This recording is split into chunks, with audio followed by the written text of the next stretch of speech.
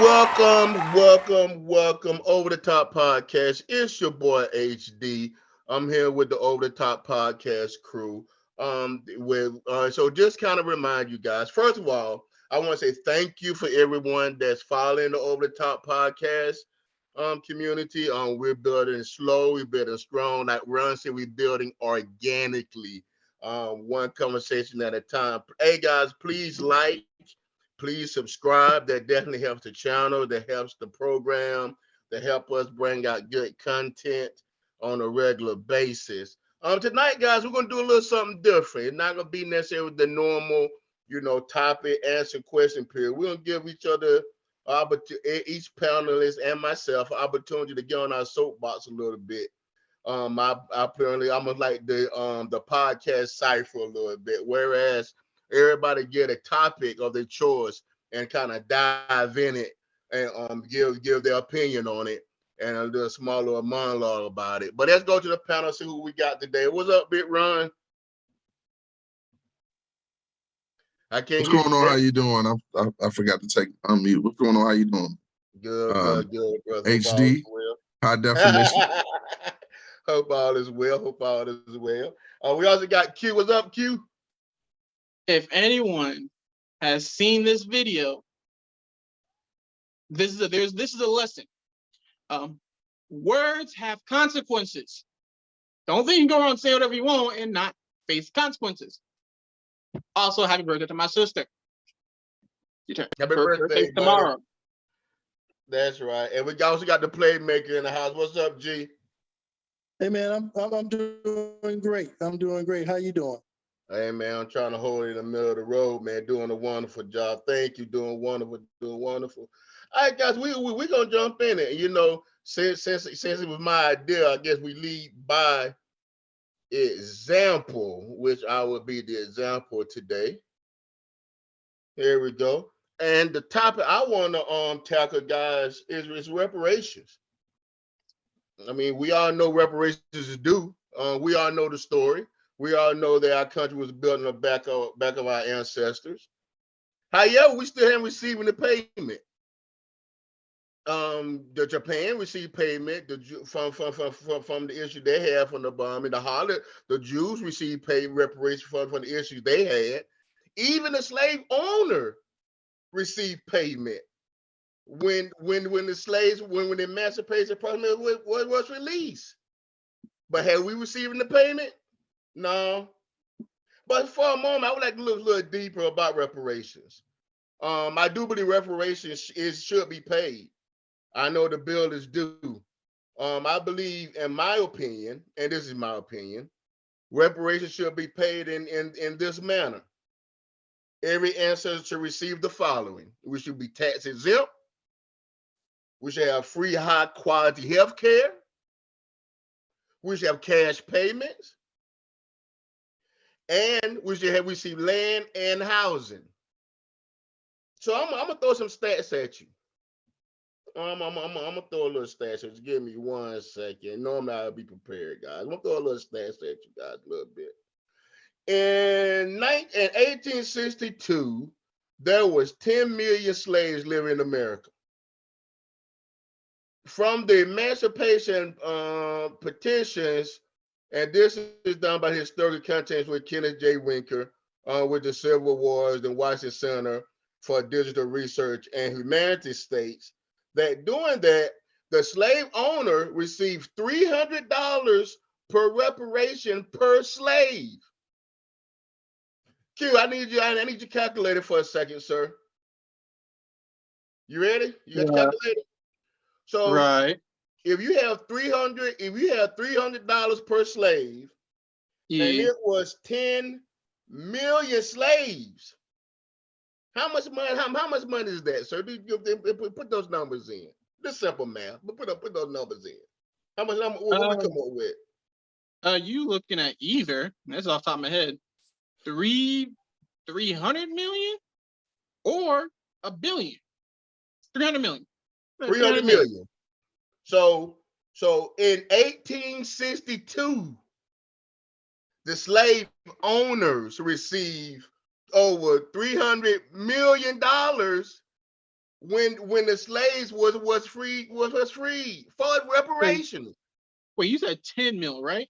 Yeah, 10 mil. Did I do my math right? 10 mil. What was it? Oh, yeah. Oh, my bad. 3 billion. So they was paid $3 billion in 1862, the slave owners, but we haven't got a check. So let's look at it. How much would that be in today's time? So I did the math. Well, I did a little statistics, do the research. $300 in 1862 is worth now $8,965.43.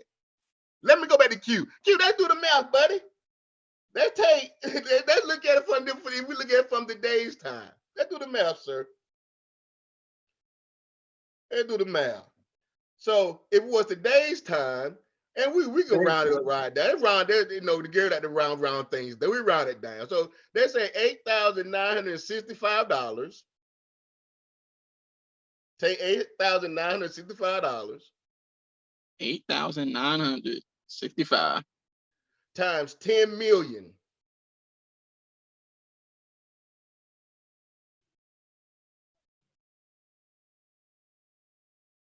You're looking at 89.65 billion.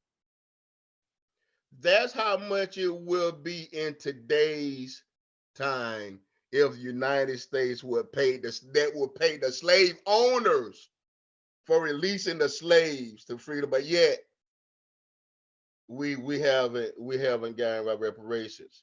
But we always discuss why we need reparations, guys. And it is owed to us. But hey, we ever consider why America haven't made the payment yet? I do believe that America is fearful of paying reparations. In some people's eyes, to pay reparations is giving up economic power. When you give up land, money, and land, you give up power. Do the establishment want to give up that power? I don't think so. I also think that some people don't want to take the responsibilities for the sins of their forefathers. But is the real main reason is the fear that we would take over and do the same to them that was done to us? Is that the reason why? But I tell you, America, by not paying the bill, it comes with the cost also. Look at around us, guys. Look at some conditions we find ourselves living in this country. We just came out of a global pandemic who killed millions of people. You are seeing storms and fires destroying cities and towns on a daily basis with global warming and climate. Gun violence is killing America at a rapid rate. And the economy right now is in disarray. Now, I'm not saying, guys, that all these things are happening because reparations wasn't paid. I'm not saying that. No, please, I'm not saying that. But what I am saying, the good book teaches us what? We reap what we sow. And I'm a firm believer, and I do believe in order for America to reach its full potential, these tragedies must be, and these tragedies decrease. She must atone for the sins of the past. I believe that. But let's switch gears a little bit. Are we as a culture, are we even mentally ready for reparations? Let's look at it. The black dollar circulates only 6 hours in the black community. Will we use these benefits to uplift each other? Or will we use these benefits to hoard and keep to ourselves? Or will we put back in, or will we end up giving the money back to the same system that oppresses us in the first place? Look at these stats, man.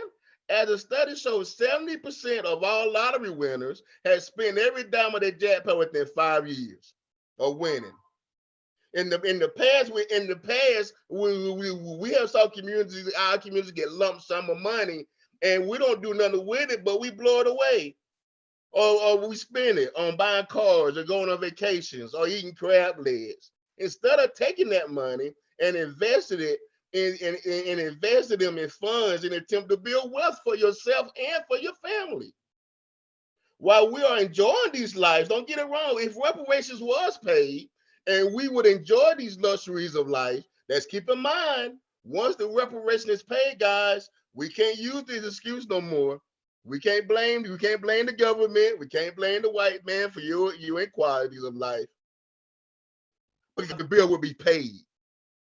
And I believe we need to change, and the bill will be paid. And I believe with that said, once the bill paid and you spend all the money, now you'll find yourself in the same predicament that you was before.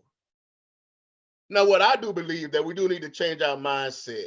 The transition from as a community, the transition from spending and wasting money to a transition of building our communities to benefit to benefit all of us. Starting with, if we did get reparations, you start with building grocery stores and build with banking and churches and build your communities up. They use that fund to build schools and education, so we have generational wealth. So not only we benefit, but generations above us, beyond us benefit. But you know what, Hank? So what? What if we don't get reparations? So what? What if they never pay the bill? Where did that leave us? But think about it. As a country, man, we have thrived on less our whole existence. We've been given scraps to eat and we made soul food from it. We were given nothing, we made a lot out of it. That's our existence. That's kind of what we do. Our influence has been woven into the fabric of this country. That's kind of what we do. Reparations or not, we can and we will exceed. But we must go back to treating each other with an agape love and not a transactional love. Not what I can get for you, what you can get for me. We got to start treating each other. We talk about reparations, what somebody else can give us. We got to start treating each other with a certain type of family love to take care of each other in our community for the future. It's our time to change our mindset about finances, about relationships, and about our health. So we don't have to wait on no one to do for us what we can do as a people. Hey guys, I'm gonna pass the mic, but that's my little soapbox. I'm gonna pass the mic. I'm gonna open the floor a little. I'm past the mic. No, let's open the floor because Open the floor. Because you hit a key point as to why giving reparations back to the Black community will not work. Main reason is a lot of people would not know what to do with the money given to them. They should just wouldn't. If you get, especially those people who grew up with absolutely nothing, who are growing up with nothing now, they won't know what to do with it. Well, Quinn, I'm hoping what we went over that now you start raising the mindset. So people still ain't learned that yet. Okay. People still haven't learned that yet. Well, one conversation at a time. One conversation at a time. The conversation has to be teach people the value of money. A lot of people don't know what the value of money is. That's right. Cool. Anybody else? I don't think it's just teaching people the value of money. I think one of the things that has really kind of impacted us is that there's a lack of understanding of the economic system. And so those things are not effectively taught in the educational setting. You take a little bit, if you go to college, you take a little bit of economics, and it goes through the macro and the micro, and you learn a little bit more about the economy. But if you're not effectively interested in stuff like that, who else would you learn? And so, there's a need for understanding and investment. But, I have a friend of mine, he often says this thing. He says, school is not supposed to teach your children everything. There's some things that you're supposed to teach. Playmaker, you next. Yeah, so my comment about that is that I don't know if you can put a price on all the things that we have endured, all the things that we are continuously enduring. I think when you think about the lives that was lost, the system and how it has impacted people's ways of thinking, I think there's just so much damage that I don't even know if you could put a price tag on that. I don't know if you could back the truck up to someone's house and say, you know what, I'm sorry, here's your money. Now we're eating. Just don't understand the concept. I understand the need, and I understand the desire for it, but I don't know if there's a number, a dollar amount you can put on all the stuff that we have endured to say that, okay, we're even sharing this move upward without any scars or anything. Okay. You on deck, sir. Okay, so the thing that I want to kind of touch upon is voting. And I know we have really into political science and they follow the trends of politics and things of that nature. But I know there's a lot that don't feel like their vote means anything or choose not to vote at all. A couple of years ago, I was in the gym and I was, working out, talking to some younger guys, and they told me they didn't vote. And then, I was kind of talking, giving my spiel about voting, and an old man came by who was a preacher. He said, you know what? I didn't vote either. The younger guy gave a little bit of an excuse. The older guy, I was like, wow, you're supposed to be helping me with this fight. And when I think about voting, and it's not necessarily, if you're doing Democrat, Republican, Independent, or whatever you're doing, it is exercising your right in which your ancestors fought for, died for. It to me is enough. When I look at the pictures of people getting the hose turned on them, dogs turned on them just for trying to vote, and then for someone to say, I didn't have time today, is really disheartening to me. You had things like poll taxes that they tried to put on people, in which they tried to say, hey, in order for you to vote, you got to pay. And people were they couldn't afford to vote. Had a literacy test where people were not, it was illegal for Black folks to go to school, yet they wanted you to pass a literacy test so you can vote. And then it was a judgment call if you knew the right answer or not. So to go through all of those struggles to get to an opportunity to vote is very disappointing to me if people elect not to vote. And when it's going on in a lot of these different states where they're putting things in place to try to suppress the vote, and people are going along with it, and well, I'm voting, it becomes even more disheartening. And then when you see the trends in some states of the things that are actually being passed, you're like, how did they make it across Congress, not Congress, but Congress or state in this day and age, things that we would have thought was of a joke or outlandish are passing every day in all states around the US. So my thing is, regardless if you make time to vote. My thing is you have to make time to vote. Voting should be important, especially for African Americans, just from the historical aspect of it.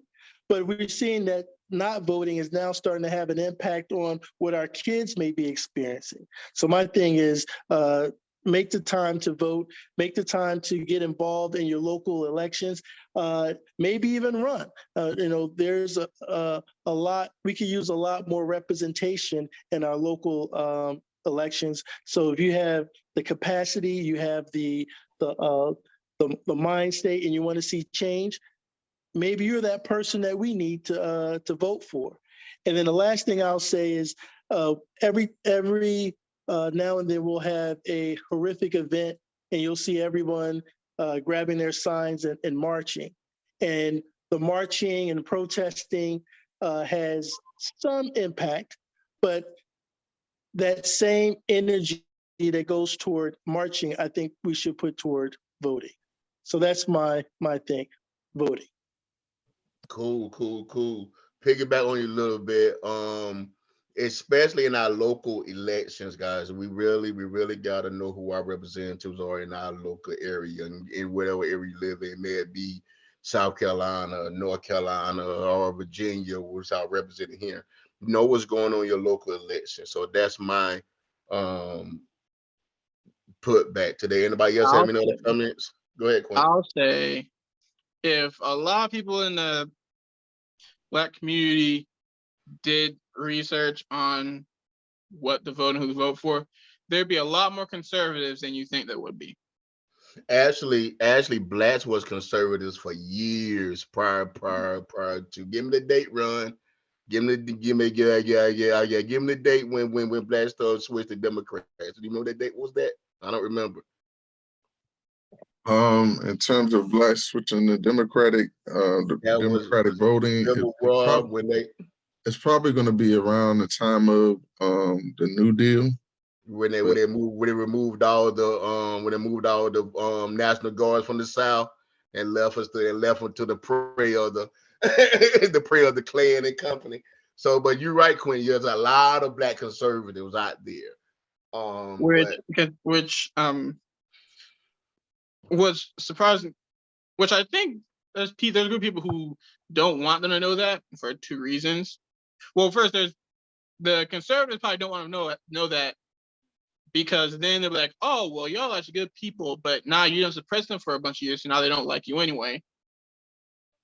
Even though a lot of their ideas probably agree with you. I'll say it's right now, mine don't. I may be the farthest from conservative.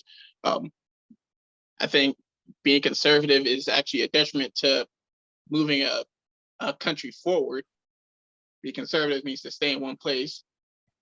And history has not been kind to anybody that actually history hasn't really been kind to anybody. It always comes back around full circle. Okay. But then black people don't want to be conservative either because they don't like the notion that comes with being conservative. Which, yes, a bad notion because those are not so good people. Well, Western is your generation that's the future that's going to dictate it. Ron, you got any thoughts of voting? Actually, hold on, not really, because y'all all they take all the spots and hold them till y'all die, and then y'all give them and then someone who's 80 will give it to somebody who's 72, and they hold till they die. And I think that's a lot. I think that's apathy. Though. If you look at the aspects of what you're talking about in relationship to voting, the voting in and of itself is based upon the thought process or belief that somebody's going to effectively do things for them. And if you, in all true honesty, where we lack, we love star power in terms of like Obama. We turned out like never before, Obama and for Clinton. However, our larger issue more than anything else is understanding the local elections and going out and getting out and vote, because that's what essentially eliminates our power in the urban centers. They gerrymander districts to basically create almost like isthmus through certain points in the counties. And when they create those isthmus in the gerrymandering of the districts, that keep people in the local elections in power, which they're actively going through the process right now of facilitating the ability for state legislators to basically not essentially honor the public vote, and be afforded the opportunity to kill elections based upon the thought process of what the state legislator said. And so the electoral college was voted on and believed to be the principal idea of the founding fathers, and then they want to kind of eliminate that aspect of things. Because if it was popular vote, in all true honesty, the majority of the time, the Democrats going to win. Even going all the way back to George W. Bush. It should have never been 8 years of George W. Bush because he lost. Correct. Some of you, Runner. All right, man. I'm gonna hit y'all with something that's a little different tonight, man. What I'm gonna speak about is hegemony. Plural now hegemonies or leadership or dominance, especially of one country or social group over others. Where America is right now is in a different space. And what we have to effectively realize as citizens of this country is that we need to be ready to transition with that. Hegemony has been ours going on somewhere in the neighborhood of about, well, we've been a dominant nation, a superpower somewhere in the neighborhood of about 100 to 150 years. But we've been the most dominant nation since 1991. But I'm gonna hit you with some facts. Hegemony is preeminent influence or authority over others, domination, social, cultural, and ideological or economic influence exerted by a dominant group. Essentially, that was facilitated when Nixon ended the gold standard.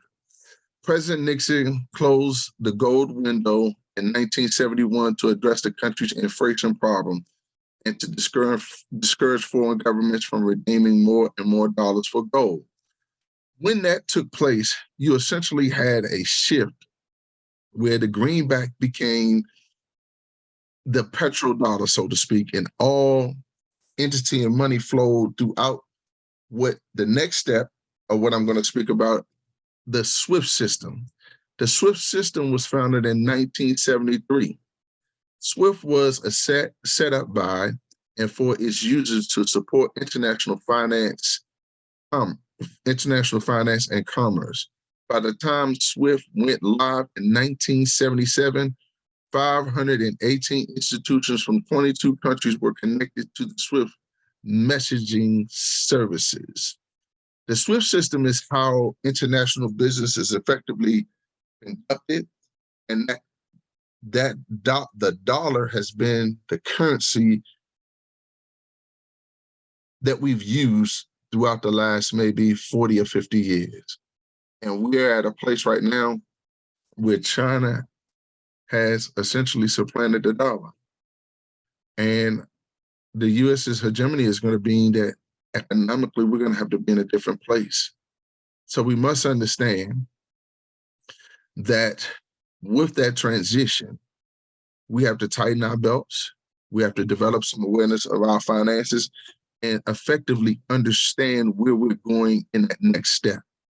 Start storing money, start investing, start doing whatever you can to ensure that you have additional monies or various different, how could I put it, increments of money, maybe money in stocks and bonds, maybe money in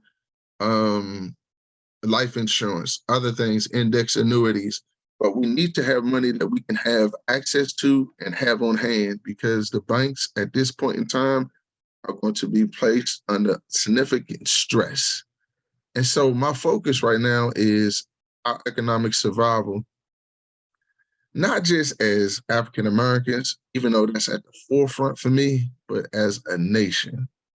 My care and concern uniquely lies with when inflation starts to rise and there's no ability to cap that inflation, there's going to be unrest in the street.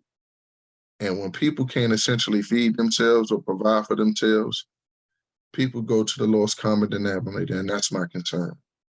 So with that being said, I would ask that we start to make plans, put stuff in place, try to put some provision in place. If you can grow food in your home. If you can, and not in your home, but in your backyard or wherever locally. Think about, cooperative economics, any kind of way that you can come together with people to support and maintain yourself, do that. I was talking to one of my friends and he was talking to me about a community that's going to be put in place in Fayetteville. I hadn't even mentioned this to my wife, but I think it's a heck of an idea. We need to look for like-minded people to fellowship with and to prepare ourselves for the financial shift that's getting ready to take place. Last and final point I'm gonna make: when the U.S. hegemony began in 1991 with the collapse of the Soviet Union, that was you guys. Well, that was my first year, second year in college. we saw unprecedented power. And I will pose this question to y'all. What has America done with that unprecedented power? Some 31 years later, 31, 32 years later. And economically, are the people, health, welfare, economics in a better place than we were 30 years ago? That's my spiel. I'm gonna answer no. I don't think we're in a better place we was 30 something years ago. As far as food, as far as living, economics maybe, but as far as life expectancy, I don't think I think we kind of missed the ball. I think a lot of times you hit it around the head as far as growing your own food and knowing what you eat and then the stuff they're putting in foods today and the stuff they're putting in our body, putting in our systems. It's not good for us. It's really not good for us. But no, so that's my answer. Q, I mean, playmaker, you go. Q, I'm gonna get you next. You go, playmaker. You got any points you want to add? Uh, wow, a lot of good stuff, Ben. A lot of stuff to kind of digest and chew on.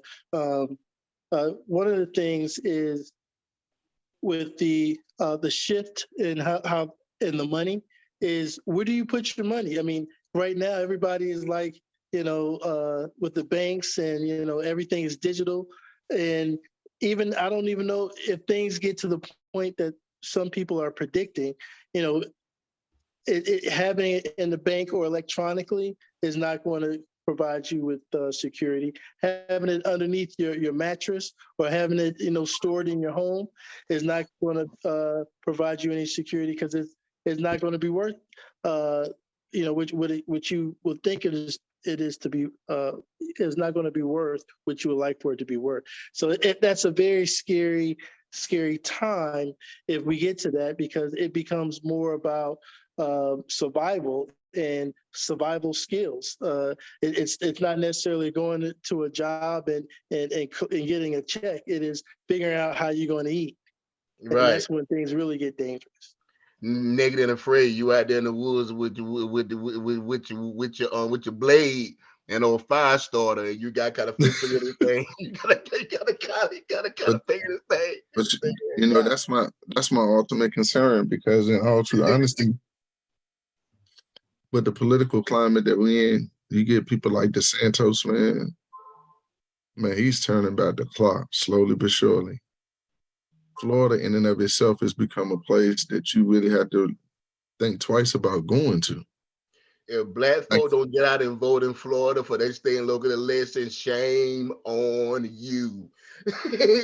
Shame on you, buddy. You don't get us behind out of office, guys. Shame on you. You Hey, want to look be at out y'all, too? You bro. trying? You trying to run? Here you You go. trying to go president? Hey, Q, you got any comments? After your comments, you on deck, sir? Um, I have two, I want to say, but I'm gonna save the other one for either another day or if we still have time after this one.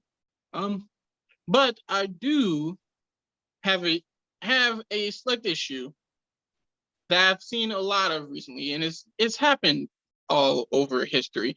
A lot of wars and fights have started over this topic, and that is our First Amendment rights. People who always want to say, people always stay behind freedom of speech. I know people love the second one, right to bear arms. That's a whole other topic. But the freedom of speech has slowly actually become the I can say what I want and I don't need to suffer consequences for my actions, which is a problem that a lot of Americans have.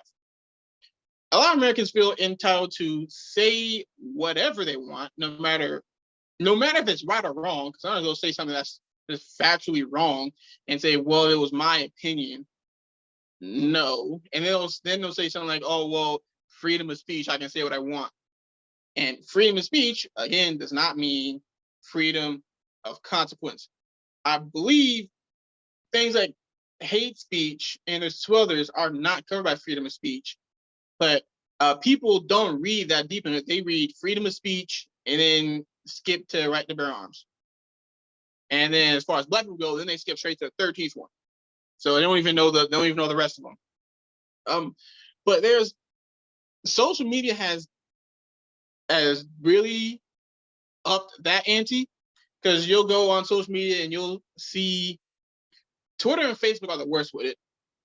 Twitter for the young generation and Facebook for the old heads, where someone will say something on Twitter, and then when someone says, no, you're wrong, or someone fights back on them, they say, well, it's my opinion, it's my page, and you made it public. Once you make something public, you are liable for people to say something about it. Whether it's good or bad is another thing, and then we'll go back to freedom, then you circle back to freedom of speech, but you're still liable to have somebody say something in return for it.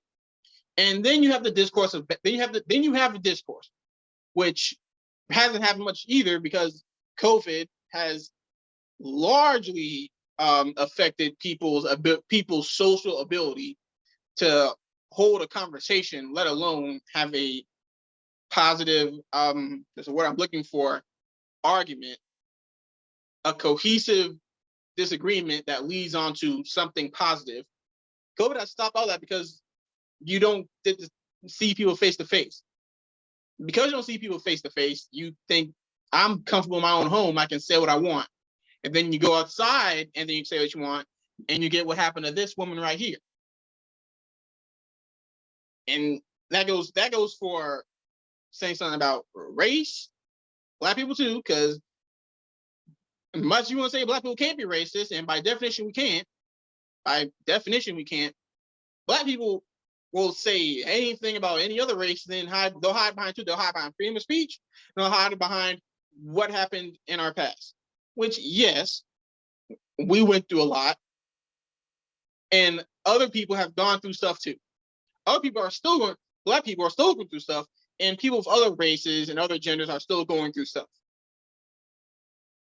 We're not going to sit here and say which one's more, which one's less, because everyone goes through life. And when that comes back and they say, well, your life was worse than mine, and freedom of speech comes back, circle around and say, well, I can say what I want because I have freedom of speech, and we circle back. It's an endless cycle that people need to realize. Freedom of speech does not mean freedom of consequence. You can say what you want, and you can get punched in the mouth, like this woman. Facts. But Facts. and then people are definitely on social media. They'll post something, hide the comments. So that means you knew what type of engagement this will get. So you either turn on comments or only have it to people who follow you.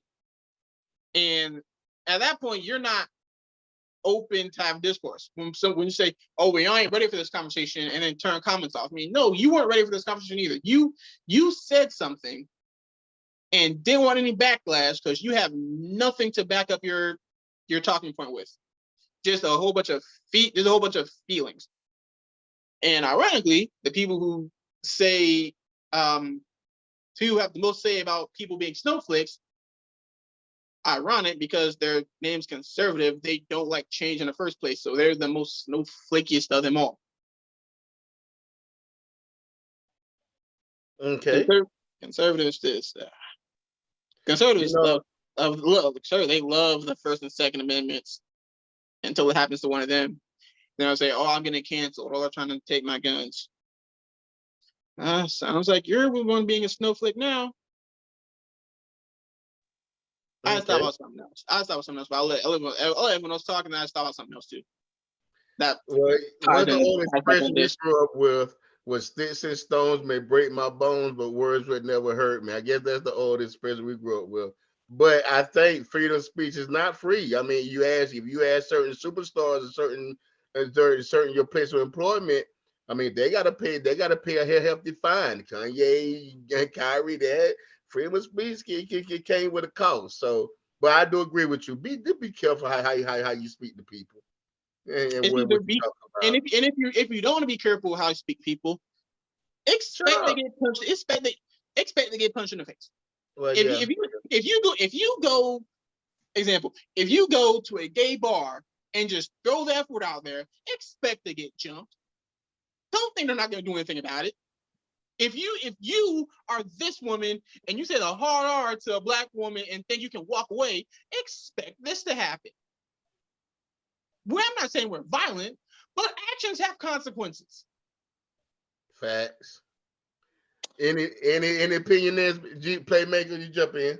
Yeah, I have a couple of things. The first, I think, is the freedom of speech is something like Quinn was talking about. The country is built on all of that, but I think what's missing with the freedom of speech is the respect factor. It's like, yes, you can say whatever you want to say, but you don't have to say. I'm sorry. I was saying that kind of ties into another point I had if we had more time. But continue. You're free, a person is free to some you want to say, but you're not free to come into my driveway and say what you want to say, because I don't have to listen to it. It's like people want to force their rhetoric, force their opinions, force their words upon you. And my thing is always, and you can say what you got to Well, I got another hot take. say, but you ain't got to say it to me. If you're across the street, you can speak, you can do whatever you want to do. Just don't bring your conversation. That's the first thing. And then I think it's very interesting. Quentin talked about social media, and there's a saying this on mind.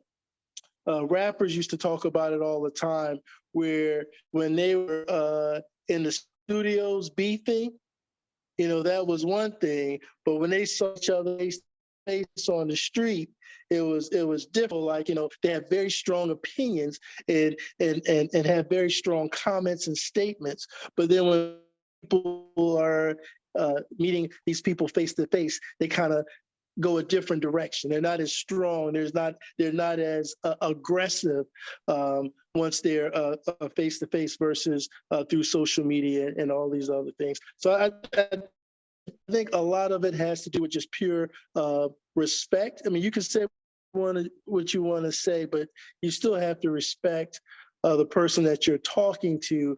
Talk to them with a certain amount of respect. Your call, Ron.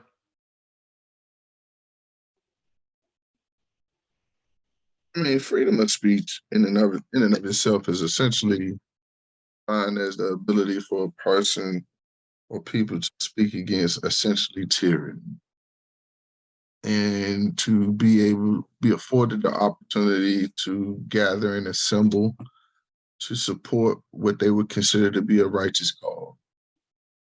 What has happened, just like anything else, people have corrupted the idea of that, have taken it and ran with it. And in the midst of it, they changed the definition, almost like slang, so to speak. If you look at, which is really kind of crazy, nobody ever tells us, but you may know this, brother Hank, that Black's law, or the legal definition of a word or wording, is how things are identified. So when they say speaking in a certain language, then that's how they write. That's how legislation is completed. That's how things are done. So people are not necessarily identifying the true language by which folks are speaking. And that's our problem. And there's always been a separation between, so to speak, church and state. And the idea for the delineation is to keep some people disconnected from the truth. So if you're speaking and you don't know the truth, or you don't fully understand the truth, then what are you speaking about? Nonsense. Right. Nonsense. No. One thing about the truth, man. One thing about it, the truth is there, but you gotta go get it. You said it earlier. We gotta learn to teach our own. The school system is all going to teach you so much. We gotta take responsibility for ourselves and teach our own. Hey guys, go ahead, real quick, sir. since the on top of respect and going to people's houses, then you just say what you want. There's a group of people. There are people who will say LGBTQ community is pushing the agenda, and I'll say it as a Black person. There's a group of people who try and push an agenda a lot more than them because they barely push it in the first place. They barely push it. Y'all say push it. No, that's how people are. There's a group of people who push it more than them, and that's the people in the church. Because what you don't see is a gay person talk to a straight person and say, "Hey, come to our community." They say, "Hey, can you just respect us?" If you talk to somebody who's in a church and you don't go to church, they'll try and force you in the church, or they'll go on a spiel about God. And this comes from someone who does believe in God. They'll go on a spiel about it. You do not hear a spiel. They'll go on a spiel about it unasked. You normally do not go talk to someone of that community and they go on a spiel about the community unasked. Normally you ask a question and they go on a spiel. People in church, or especially people high in church, they'll go on a spiel unasked about it. One of the reasons that happens because of the design of people in church to try to get people to come to their church. Now, I'm not saying it's good or bad or indifferent. That sounds like they're more worried about money than pushing what God intends. Maybe, like I said, I'm not saying it's good, bad, or indifferent. I'm just saying the logic behind it is to get people to come to that church. But it is what it is. We don't want to. Nobody don't want their beliefs pushed on nobody else's. So I guess the bottom line in all of this is to say treat people with some wisdom and some grace and some respect. G, you got anything else for the night before we shut it down? No, I was going to go down another path, but I think I'll save that for our next show. All right, Roy, got anything else for the night, sir? Before we shut it down? Me? I just appreciate the various different points of view. And I think healthy dialogue is always good. Yeah. Q, anything else before we shut it down, sir? Yeah, if I want to get, since it's kind of political, Lindsey Graham is a confusing person. Either that or Marjorie Taylor Greene is that bad of a person. Because for Lindsey Graham to have an opposition to what you have to say, you've said something wrong. Lindsey Graham is a politician that's following Trump. So whatever.